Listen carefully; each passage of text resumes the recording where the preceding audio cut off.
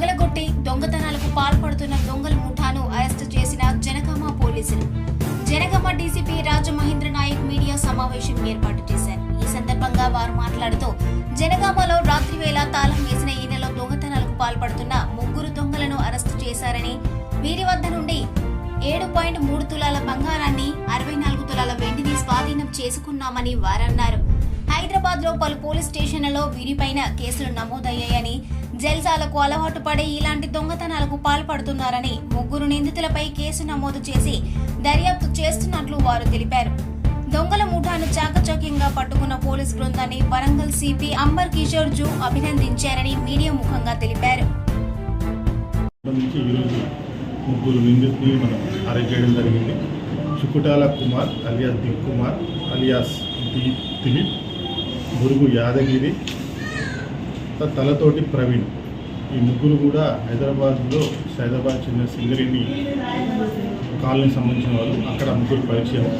వీళ్ళు ఇంతకుముందు దొంగతనాలు చేసేవాళ్ళు. దీంట్లో దిక్ కుమార్ అనే అతను ఓల్డ్ అఫెండర్. ఇతని మీద సుమారు 15 కేసులు ఉన్నాయి. వీళ్ళు ఈ మధ్యన కాలంలో మన సిద్దిపేట జిల్లా చేరియాల దగ్గర ఒక తోటలో పనిచేస్తూ ఉన్నారు.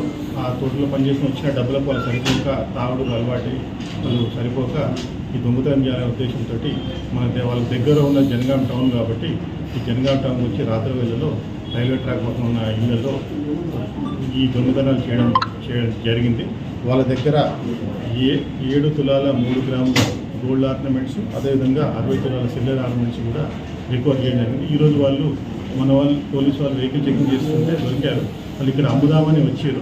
అయితే వాళ్ళకి అడగడం జరిగింది, మీరు అఫెన్స్ చేశారు కదా, మరి ఎట్లా ఎందుకు ఆపారంటే, సార్ పోలీసు ఎక్కువగా తిరగడం, బాగా పెట్రోలింగ్ చేస్తే భయపడి వెళ్ళిపోయినాం, మళ్ళీ ఈరోజు వచ్చి మనం అనుకుందామని వస్తే ఈరోజు మామూలు పట్టుకున్నారు సార్ అన్నారు.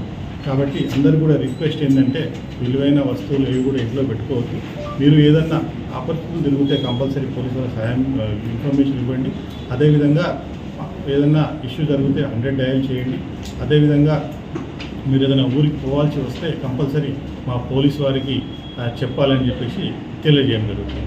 ఈ కేసులో ప్రతిభ కనపరిచి ఈ రికవరీలో ప్రతిభ కనపరిచిన ఇన్స్పెక్టర్ దామోదర్, అదేవిధంగా ఎస్ఐ భరత్ మరియు వాళ్ళ క్రైమ్ టీం అందరినీ కూడా సిపి వరంగల్ శ్రీ అంబర్ కిషోర్ ఐపీఎస్ గారు అభినందించారు.